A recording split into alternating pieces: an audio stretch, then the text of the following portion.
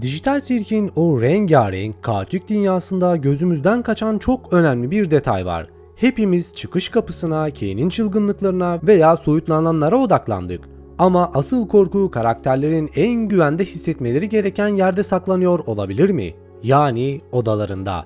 Merhaba arkadaşlar. Bugün sadece 7. bölümde değil serinin geneline yayılan o karanlık detayı konuşacağız. Karakterlerin odaları sadece uyudukları yer mi? Yoksa Kane'in onları psikolojik olarak kırmak için tasarladığı özel işkence odaları mı? Jax'in odası neden pembe bir kız çocuğu odasına benziyor? Kinger neden yastık kalesine sığınıyor? Veya Kane neden bu odalara giremiyor? Bu videoda odaların ardındaki trajik gerçeği ortaya çıkaracak, karakterlerin geçmiş yaşamlarına dair ipuçlarını birleştirecek ve simülasyonun gerçek amacını sorgulayacağız. Hazırsanız dijital sirkin karanlık koridorlarına iniyoruz.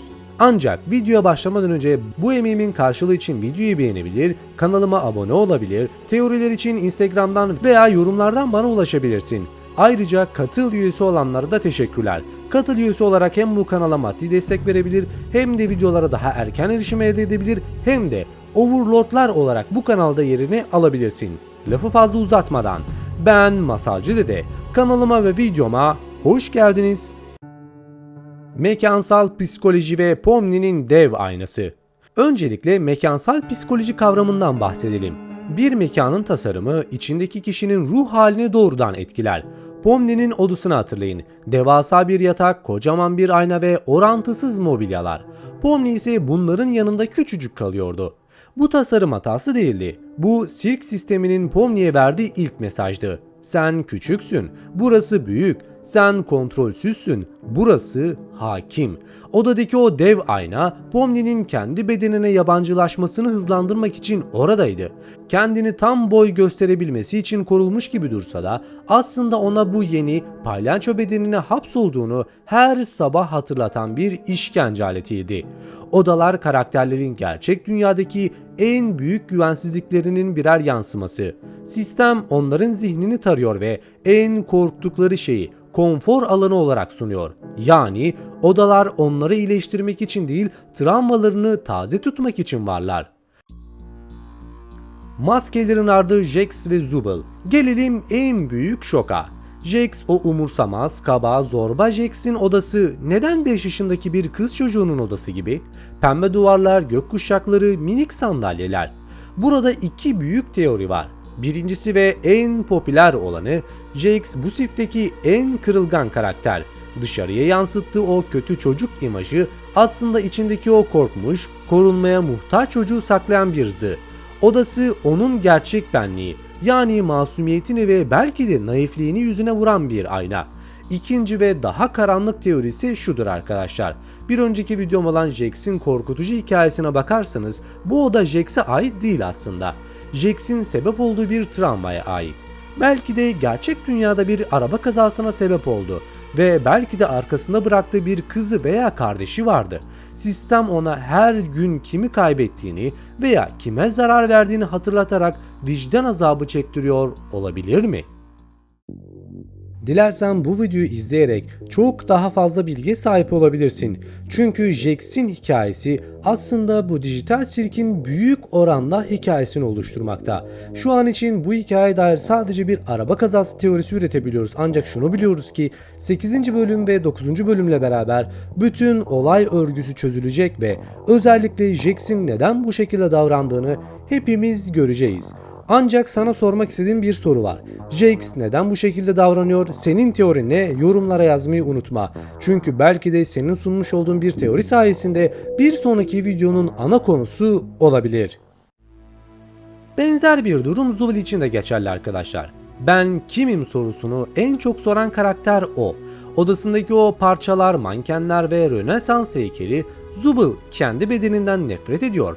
Parçalarını söküp takabiliyor olması ona bir özgürlük değil, bir kimlik karmaşası veriyor. Odası ona sürekli sen bütün değilsin, sen sadece parçalardan ibaretsin diye bağırmakta.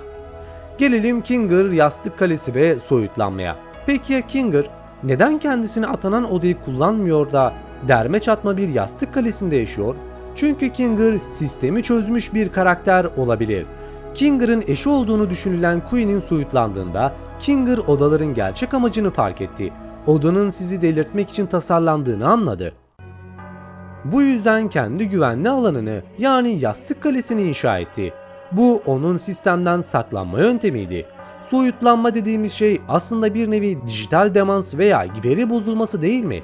Karakterler umutlarını kaybettiklerinde sistem artık onların insan formunu render edemiyor. Odaları ise soyutlandıktan sonra birer akıl hastanesi hücresine dönüşüyor.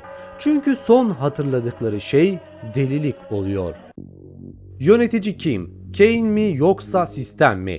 Bu noktada çok ilginç bir teknik detaya değinmek isterim. Kane bu dünyanın tanrısı gibi davranıyor ama odalara giremiyor. Neden?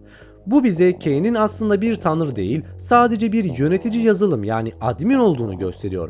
Odanın içi user data yani kullanıcı verisi olarak kodlanmış özel bir alan. Kane'in yetkileri buraya erişemiyor. Bu da demek oluyor ki Kane'in de üstünde bir güç var. Bir geliştirici yani developer veya kök sistem yani root sistem var. Eğer odalar karakterlerin travmalarına göre şekilleniyorsa bu veriyi Kane işleyemiyor. Sistem karakterlerin zihinlerini okuyup bu odalara otomatik olarak oluşturuyor. Yani düşmanımız Kane değil, sirkin ta kendisi. Canlı bir organizma gibi besleniyor. Kane ise sadece bizi eğlendirmeye çalışan, ne yaptığının farkında olmayan bir yapay zeka. Peki gerçek dünya bağlantısı ve sonuç nedir? Tüm bunları birleştirdiğimizde korkunç bir tablo çıkıyor. Bu insanlar gerçek dünyada travmaları olan, belki de hayattan kaçmak isteyen kişilerdi. VR başlığını taktılar ve kaçtıkları travmalar dijital dünyada fiziksel mekanları yani odalara dönüştü. Ağzım yok ve çığlık atmalıyım hikayesindeki M gibi bu sirkte onlara sonsuz bir yaşam veriyor ama bu yaşamı bir işkenceye çeviriyor. Odalar onların geçmişini asla unutmamaları için varlar. Unuturlarsa huzur bulurlar. Huzur bulurlarsa da sirkin kaosu biter. Bu noktada özellikle ağzım yok ve çığlık atmalıyımın hikayesini de baştan sona yapacağım arkadaşlar. Bekleyenler var biliyorum. O yüzden onu da beklemede kalın. Peki siz bu konuda ne düşünüyorsunuz? Jax'in odası gerçekten onun iç dünyasını mı yansıtıyor? Yoksa başka bir sır mı var? Ve siz dijital sirki düşseniz odanız neye benzerdi? Yorumlarda teorilerinizi bekliyorum. Bu tarz derinlemesine analizlerin devamı için de videoyu beğenmeyi ve kanalıma abone olup o dijital zili açmayı da unutmayın. Çıkış kapısını bulana kadar kendinize çok iyi bakın. Hoşça kalın.